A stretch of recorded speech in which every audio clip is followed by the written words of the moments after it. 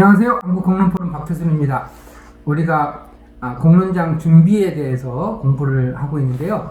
지난 시간에는 공론장 제안 이후에 실제로 그 사안과 관련해서 핵심적인 사람들이, 핵심적인 이해관계자 등등이 함께 모여서 향후에 구성될 공론장의 기본적인 얼개를 논의하고 합의하는 것이 대단히 중요하다라는 말씀을 드렸고요. 오늘 공론장 준비 두 번째 시간에는 그런 기본적인 합의에 기반해서, 사전 합의에 기반해서 구체적으로 향후에 탄생시킬 공론장의 내용을 꼼꼼하게 구성해가는 준비팀을 어떻게 구성하고 그 준비팀에서는 어떤 준비를 하는지라고 하는 준비팀의 구성과 과제와 관련된 공부를 하겠습니다.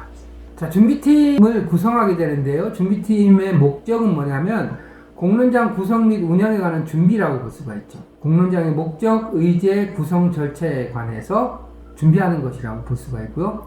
그리고 그 내용은 이렇게 공론장 제안서라고 하는 이름으로 작성을 해서 향후에 공론장을 실제로 구성할 주체들에게 제출하는 것이죠. 그 주체는 누가 될 것인지는 조금 이따가 말씀을 드리겠습니다. 자, 준비팀은 어떤 사람들로 구성해야 될까요? 준비팀은 앞서 말씀드린, 전 시간에 말씀드린 사전 논의와 합의에 기반해서 구성을 하게 되는 것이고요. 일반적으로 다음과 같은 사람들로 구성이 됩니다. 주요 이해관계자 대표, 또 사안과 관련된 시민사회단체 대표, 또 사안 관련 분야별 전문가, 공론장 관련 전문가, 행정기관, 의회, 이런 사람들로 이제 구성이 되는데, 핵심적으로 준비팀은 공론장에서 다룰 의제를 정하고, 그 다음에 공론장에 어떤 사람들을 어떤 방식으로 참여시킬 것인가, 공론장의 절차는 어떻게 만들 것인가 등과 관련된 내용을 준비해야 되잖아요. 그러자면 두 가지 요소가 같이 결합이 돼야 됩니다. 하나는 뭐냐면, 의견이 굉장히 첨예하게 맞서는 사람들이 반드시 참여해야 되죠. 그래야지 제대로 된 의제 같은 것이 형성될 수가 있잖아요. 빠지지 않고. 그래서 핵심적인 이해관계의 질적인 차이를 충분히 담아낼 수 있게끔 구성돼야 되고, 근데 그 사람들로만 구성이 되면 차이는 명확해지겠지만 그것을 해결하기 위해서 어떤 의제와 절차를 만들어야 되는, 구성을 해야 될 것인지에 대해서는 잘 파악이 안 될 수 있잖아요. 그래서 사안 관련된 분야별 전문가와 공론장 관련된 전문가가 거기에 같이 결합을 해야 되는 것이죠. 이해가 되시나요? 차이는 명확하게 부각을 하되 전문성을 거기다 결합시키고, 또 갈등이나 공론장 관련된 전문가를 결합시킴으로써 그것이 일정한 그 실현성 있는 프로그램으로 만들어질 수 있도록 준비팀의 인적 구성을 해야 되는 것이죠. 거기에다가 행정기관이라든가 의회도 제일 처음부터 참여하는 것이 바람직합니다. 이 준비팀에서 해야 될 첫 번째 과제는 뭐냐면 타당성 검토라고 볼 수 있습니다. 이건 뭐냐면 어떤 사안이, 어떤 주제가 제안이 됐잖아요. 그 제안 내용이 공론장이라는 방식을 통해서 해결하는 것이 적절한지를 검토하는 것입니다. 우리가 앞에서 어떤 주제들이 공론장 방식을 통한 문제 해결이 적절한지 라고 하는 말씀을 드린 적이 있었잖아요. 제안된 것이 그런 적절성을 갖고 있는지를 검토하는 단계다, 이렇게 생각하시면 되겠습니다. 두 번째는 공론장 진행과 관련된 논의를 하는 것이죠. 그래서 공론장의 논의 주제라든가 공론장 논의 범위와 의제라든가 공론장이 취할 목표라든가 또 공론장의 구조, 공론장이 원활하게 운영되기 위해서는 다양한 구조들을 가져요. 이건 나중에 더 말씀을 드릴 건데, 그 구조를 어떻게 짤 것인지, 또 의사결정을 어떤 방식으로 할 것인지, 이런 것과 관련해서 하나씩 준비팀에서 검토하면서 논의를 하게 되는 것이죠. 준비팀에서 해야 될 과제는 그런 논의를 통해서 만들어진 내용을 잘 정리해서 향후에 공론장을 어떻게 구성해서 운영할 것인지에 대한 일종의 공론장에 대한 기본적인 설계도를 완성하는 것이라고 보시면 되겠습니다. 그렇게 해서 이제 공론장에 대한 기본적인 설계도가 만들어지면 그 설계도를 향후에 실제로 공론장이 본격적으로 시작되는 지점에 소위 공론장 운영위원회라고 하는 것이 만들어지거든요. 그 운영위원회에 이 준비팀이 만든 내용을 전달하는 것이죠. 그게 준비팀의 마지막 미션이라고 볼 수가 있어요. 즉,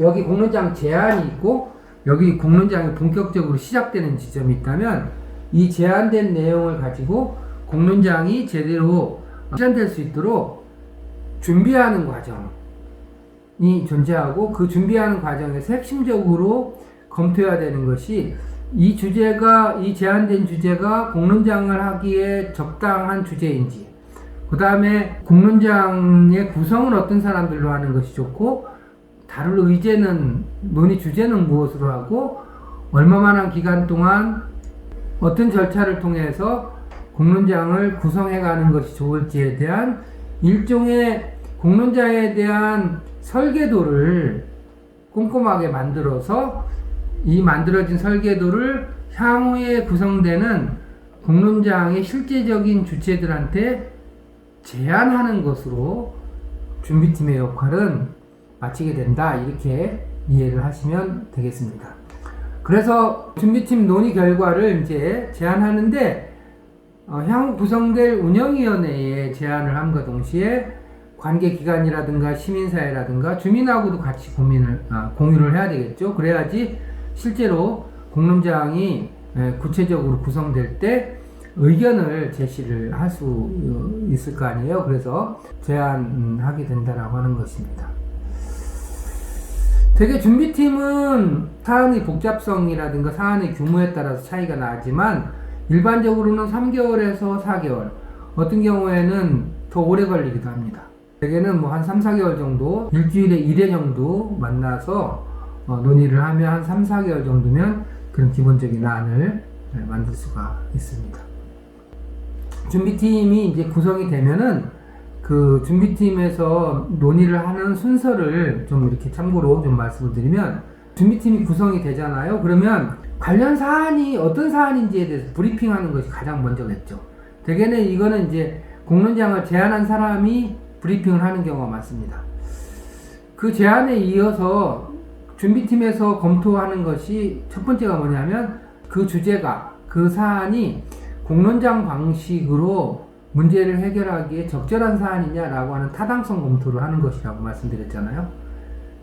그런 다음에 타당성이 있다라고 보면 그 다음에 해야 될 것은 뭐냐면 그 사안과 관련해서 의견 그룹들의 의견을 발표하게끔 하는 거죠. 그리고 질의응답 시간을 갖는 겁니다. 예를 들면 소각장과 관련해서 다양한 의견 그룹들이 있을 거 아니에요. 그러면 다양한 의견 그룹들이 자신의 의견을 발표하는 시간을 갖고 또 질의응답 하는 시간을 갖습니다. 이렇게 함으로써 그 사안과 관련된 다양한 의견들이 존재한다라고 하는 것을, 또 나름대로 자기 의견이 있다라고 하는 것을 확인하는 공간이 되죠. 그렇게 하면서 이제 쟁점이 무엇이고 쟁점을 기반으로 논의해야 될 의제가 무엇인지를 정리할 수가 있게 되는 것이죠. 이렇게 사람들이 갖고 있는 해당 사안에 관련된 다양한 의견과 입장을 기반으로 해서 이 내용을 준비팀에 참여하고 있는 전문가에게 정리할 것을 요청할 수 있어요. 전문가 자문을 받아서 이 내용을 잘 정리를 하는 거죠.